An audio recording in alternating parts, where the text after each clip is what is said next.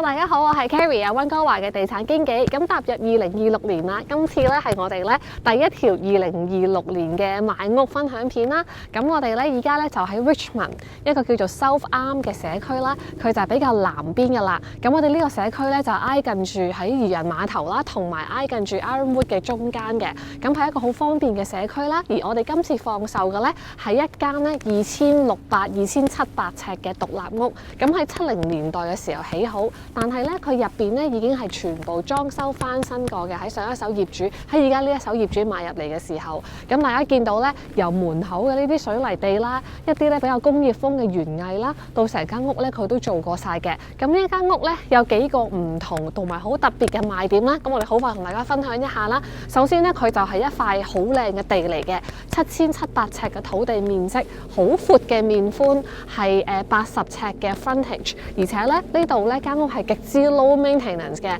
咩意思咧？就係草地面積係好少啦。你見到喺呢一忽後邊咧都係假草，而且咧你見係有比較多嘅水泥地。咁一來咧就少啲嘢要打理啦，而且咧你可以停好多車，你唔使停出街。呢一度咧已經可以泊到3部車，前後再 double 嘅話咧，即係講緊6部車㗎啦。咁然後你見到呢一間屋咧，雖然係70幾年代嘅屋咧，但係佢嘅外牆都做過晒，全部都係金屬為主嘅。咁所以都唔需要話咧，耐唔耐又要油啊，又驚佢甩漆啊，又驚啲木頭爛咁樣啦。咁而包括呢啲圍欄都係轉晒金屬嘅。咁我哋啱啱咧又講話入邊都裝修咗，而且最特別嘅咧就係佢係少數咧獨立屋裡面咧係有個出租單位嘅。咁如果大家咧可能係有啲時候要返香港啊，或者去第二個省啊，或者點嘅時候咧，你都會有一個可以出租嘅 portion 可以去避嗰啲空置稅嗰啲啦。咁平時租俾人又係一個 mortgage helper 啦，加埋間屋本身 low maintenance 咧，咁樣咧你 keep 2-3個 condo 咧，你不如賣咗佢咧，換一間咁嘅 house 咧就更加好啦，自己咧又可以用到。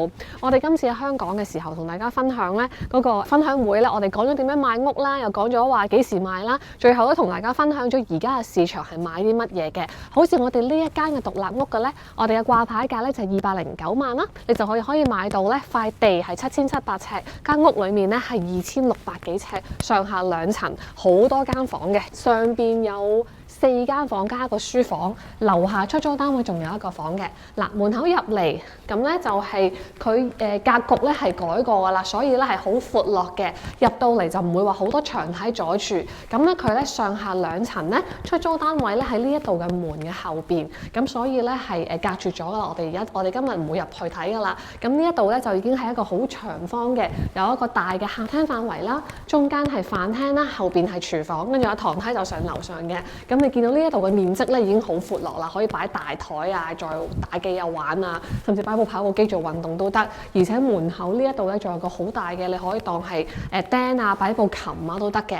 然後廚房咧就係重點 upgrade 範圍，其實成屋咧都重新油過漆啦，啲地磚你見到係新㗎啦。咁成個廚房咧亦都係由櫥櫃啦到台面到所有嘅電器咧都係大概2年前左右2023年嘅時候 upgrade 過嘅。咁呢個廚房咧就好大啦，佢都係開放式，咁但係咧係由自己自成一角嘅，中間呢一度可以出去。如果大家怕油煙嘅話，可以都要裝個 glass door 咧，就好容易整嘅。咁廚房你見到啦，呢邊 island 位可以擺到3-4張巴凳啦，然後一路咧好長嘅台面延伸。咁呢間屋咧個座向啱啱門口向東南，後邊係向西北啦，而且呢度後方咧都有啲棚嘅。咁我哋呢一個洗手盆位咧就直望翻自己嘅後院。咁除咗啱啱前院闊落之外咧，後院都深嘅。咁成塊地咧就好好用嘅，而且前邊呢啲草咧都係假草嚟嘅。陣間同大家出去睇下 low maintenance。總之呢間屋咁好啦，廚房啱啱講到咧就係全門全新換過啦，好靚嘅台面之外，下邊櫃底有燈啦。呢啲櫃咧，入邊都仲有好多業主嘅嘢放翻喺度。業主暫時唔係住喺呢度，但係佢嘅個人物品仲未清走嘅。咁但係都好方便睇樓嘅。咁你見到呢啲咧都係幾靚嘅木材，上邊咧仲有個 touch up 嘅頂啦。咁呢啲咧都係櫃桶。係啦，亦都有櫃面，我唔打開晒啦，因為業主咧仲有好多 personal 嘅物品喺呢度啦。咁跟住成個範圍喺呢度啦，就係有個爐頭、抽油煙機，呢個咧都係 Commercial Grade Vesta 呢個牌子嘅。呢度一路啲櫃都做到頂啦，大嘅雙門雪櫃。呢度咧再做多一組台面嘅，即係你呢度係無盡咁多台面咧，你要擺咩電飯煲啊、咖啡機啊、蒸爐啊，再整麵包嘅乜嘢都得啦。咁然後呢個上面都係儲物空間啦。呢邊咧仲有啲 open shelving，你可以放啲 display 啊或者細細啲嘅嘢咁樣啦。咁呢個廚房咧就可以咧通埋去車房嘅。咁你買咗餸啊嗰啲翻嚟咧，向後泊好部車之後咧，一道門嘅距離已經可以放嘢翻雪櫃噶啦。咁車房咧都好大嘅，咁可以俾大家睇下咧。咁其實咧佢係雙車房啦，但係因為你頭先都同大家分享咗啦，佢出邊嘅地面嘅面積好多啊，所以可能分分鐘大家最尾都唔會係用呢個車房噶啦。好似呢個業主咁咧，你見我哋咧重新油過嗰個車房嘅地面啦，乾乾淨淨啦。咁其實你車牌喺出邊又好，你牌入邊呢度又好咧，兩邊空間好多。跟住之後咧，直入就係啱啱嘅廚房位啦。然後咧呢一個咧係嗰啲 boiler room 啊，洗衣房咁樣嘅，可以入嚟睇一睇。咁洗衣房嘅空間咧，其實都好大嘅，有個 sink 喺度。然後咧呢邊咧有 dryer 喺上邊，下邊有洗衣機，仲有多部洗衣機咧俾你洗雜物啊，可能寵物啊咁樣啦。然後呢度入嚟咧就係有個大嘅 hot water tank 啦，佢嘅取暖咧其實地熱同埋 baseboard 嘅，咁地熱嗰個 system 咧就喺呢度嘅，係啦，咁呢個 sink 啦。咁然後呢邊洗衣房咧都鋪咗嗰啲磚咁樣噶啦。咁我哋啱啱睇完呢間房啦，呢邊就擺雜物啦，跟住之後咧呢邊咧就有埋個門咧就出後院啦，同大家分享埋個後院先，陣間再上樓。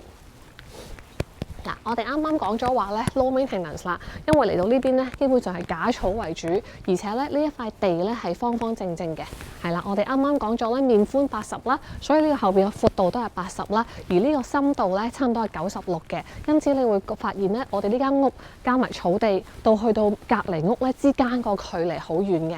咁依家咧冬天咧就落晒啲樹葉啦，咁你就會陽光多啲啦，同埋通透啲啦。咁但係夏天啊、春天嘅時候咧，生埋啲樹葉嘅話咧，呢度咧又會係 full privacy， 而且呢間屋因為前邊係東南，後邊係西北啦，咁你夏天咧亦都唔使怕太熱嘅，因為呢一紮樹咧長咗樹葉之後咧，點都會擋翻啲光咁樣啦。咁然後咧，除咗花園之外，呢邊咧就仲有個 deck 嘅，咁呢個 deck 直入咧就係主人房噶啦。陣間同大家分享下，所以主人房咧仲有個 private deck 啦。咁呢度咧都有一個遮頂啦，咁所以咧平時如果有朋友嚟上 barbecue 嘅話，都可以喺呢個範圍裏面活動嘅。咁我哋啱啱講咗咧，呢一個 house 咧，除咗嗰啲咩 low maintenance 啊、全新翻新啊、嗰個叫做面寬等等咧，仲有個好特別嘅優點嘅咧，就係佢有一個出租單位嘅。咁而家你見到呢一個範圍咧，就係出租單位啦。咁所以咧租客咧佢有一個 separate 嘅 access 咧，可以係呢邊入嚟，咁就唔需要經過咧 main entrance 入嚟嘅，咁完全係分開咗嘅生活範圍嚟㗎啦。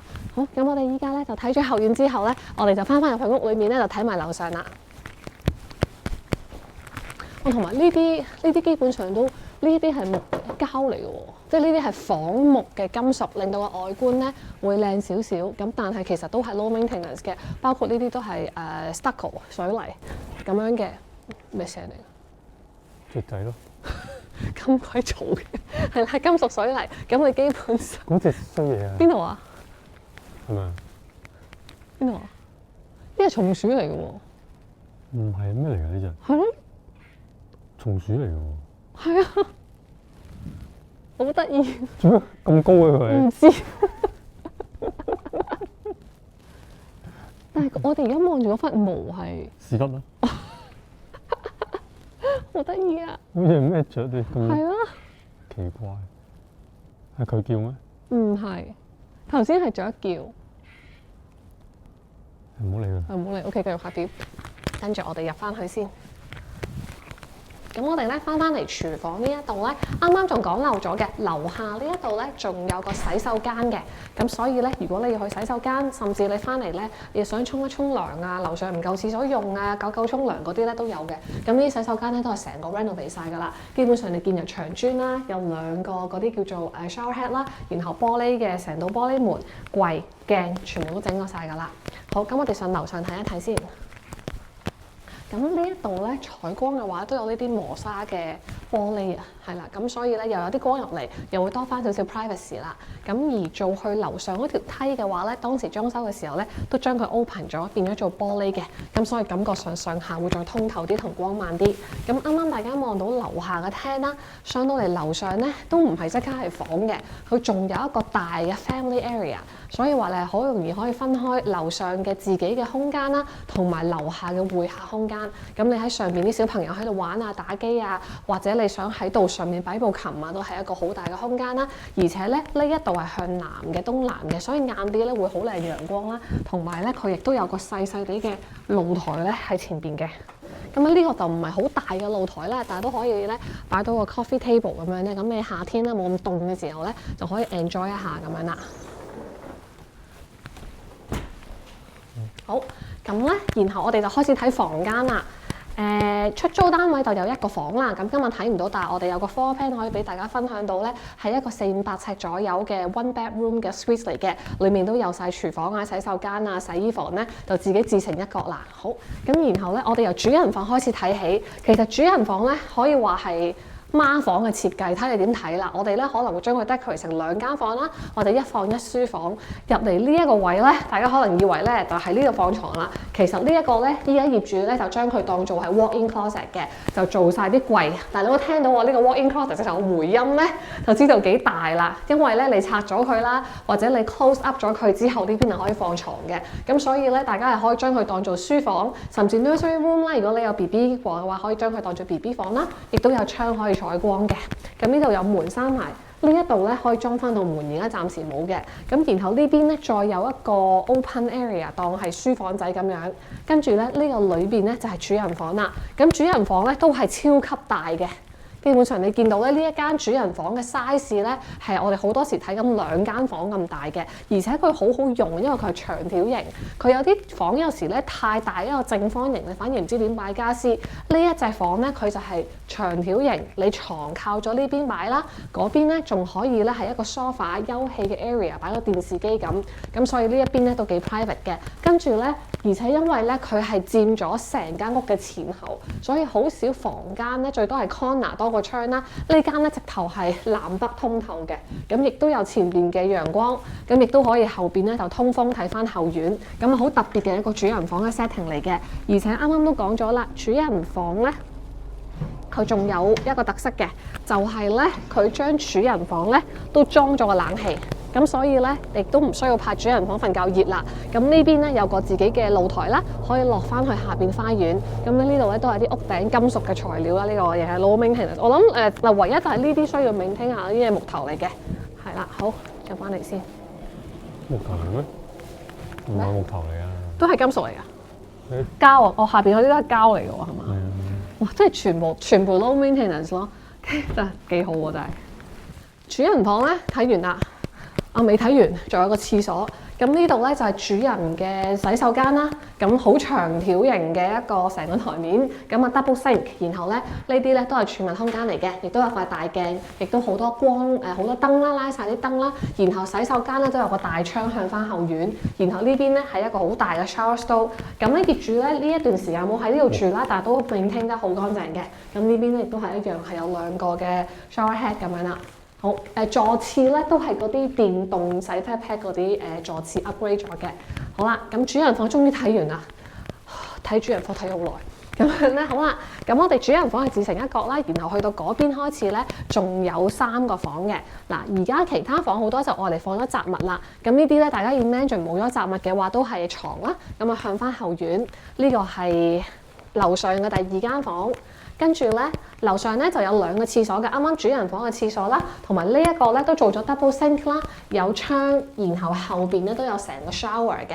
咁呢個咧就係個主人，呢個就係第2個廁所啦，樓上嘅。好，跟住咧，另外咧就仲有多2間房，所以咧樓上咧總共咧，其實如果大家計埋主人房裏邊嗰間房就2間、3間、4間、5間房啊 total 樓上。咁而且咧呢一間房咧亦都係向後院，同埋呢一間房咧係第2大嘅房嚟嘅。你可以當佢係 second master， 咁同主人房啱啱好係2個對角，咁佢亦都有自己嘅套廁嘅。咁所以咧，成個樓上總共有3個洗手間。咁嚟到呢邊嘅話，呢個套廁都有窗啦，可以係採光啦、磨砂。然後呢一個係洗手盆、座廁，跟住咧門後邊咧就係一個大嘅 shower 啦。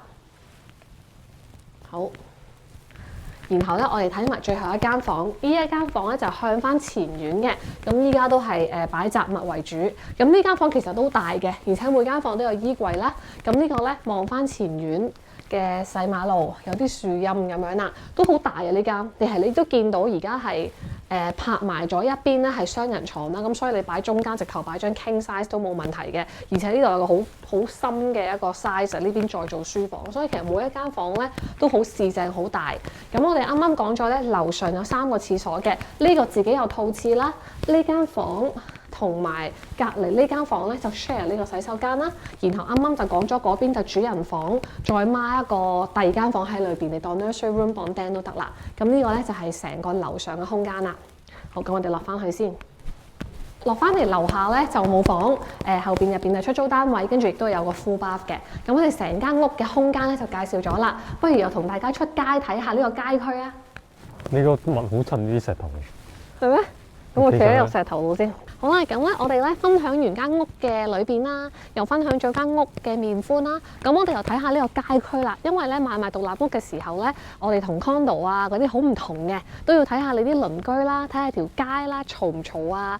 有冇話啲巴士喺你面前行過好嘈啦？咁我哋同大家分享埋咧，我哋呢一個單位嘅地址咧10771 Roselia嘅 Crescent， 佢其實呢兩條街都叫 Roselia， 咁但係打直呢條咧係 Roselia Place， 呢一條就係 Roselia Crescent， 咁所以大家咧其實揸車咧由出邊咧入到嚟之後轉入嚟冇耐就已經係我哋呢一個成個闊度都係我哋㗎啦。泊車嘅話，你可以泊喺呢邊啦，都可以泊喺對面馬路。咁我哋呢一條街咧，大家可以見到係一個 curve 咧，佢最優質嘅地方就係咧，佢唔似一啲比較舊啲嘅街咧，就係佢比較多電線。你見呢啲燈柱咧，全部都冇再楞住電線㗎啦，前前後後，因為佢呢一條街咧，一定係at some point 係 redevelop 過咧，將啲線咧埋晒喺地下。咁佢嘅優點咧，除咗就係令到成個街面咧，即係比較靚仔啲咧，即係唔會咁雜亂之外咧，最緊要嘅就係咧，有啲時候咧，當我哋大灣地區咧受到風雨吹襲嘅時候咧，佢咧呢一個停電啊嘅機會咧係會細啲嘅。有啲時候你見到一碌碌嗰啲電線桿咧，一個唔覺意俾樹壓到啊、吹冧啊，咁啊就會導致某一個 block 嘅停電㗎啦。咁呢個機率咧係低好多嘅。咁附近嘅話咧，其實你見到好多樹啦，都好優美。咁而且呢一條街咧，佢亦都唔係一啲主通道。佢除咗唔係大街之外咧，冇黃線啊，冇嗰啲巴士入嚟之外咧，佢亦都唔係某啲主通道咧，個個都要經過呢條街去第二度嘅。你見我哋喺度拍片前前後後，啱啱都只係一架 Canada Mail， 即係送郵件嘅公司嘅車經過，就冇話叱咤咁轉好多車要經過呢條街。咁所以咧，如果你有小朋友喺度嘅話咧，就好適合嘅。咁啊，講起小朋友嘅話，通常我哋而家買獨立屋嘅客人都會係一個 family 為主啦。咁我哋呢個校網係唔錯嘅，小學校網係 William Bridges 啦。咁中學校網咧就係 South Arm 嗰邊嗰間叫做 McRoberts 嘅，兩間學校都唔錯。而我哋呢一個地段咧，佢亦都係咧同小學、中學咧嘅校網咧喺同一個 block 裏面。我哋咧向兩間學校行咧，向西北方行咧，都係講緊10分鐘左右嘅 walking distance 咧。而且你係唔需要經過出邊，譬如話咩 Francis 啊嗰啲大街嘅，全部喺內街裏面就行就得㗎啦。